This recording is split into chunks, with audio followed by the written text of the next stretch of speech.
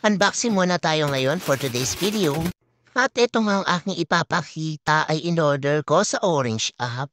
Hulaan nyo, ano ba to? So syempre hindi na natin patatagalin to mga mi. Ito nga palang aking in-order ay mapakagandang brand ng Gold Dust. Actually matagal na talaga ako naghahanap ng ganitong kulay. Yung talagang totoong kulay ng gold. Bakit meron bang fake na gold? Ilalagay ko nga pala sa comment section yung link kung saan ko siya nabili. Ito nga pala ay premium quality yung kanyang brand. At kung mapapansin nyo ay medyo maliit lang talaga ito. Kung ikukumpara natin sa mga na-order natin or nabibili, medyo pricey nga lang pala to mga mi. Pero okay na kasi maganda naman yung kanyang quality. At sinubukan ko na nga itong gamitin.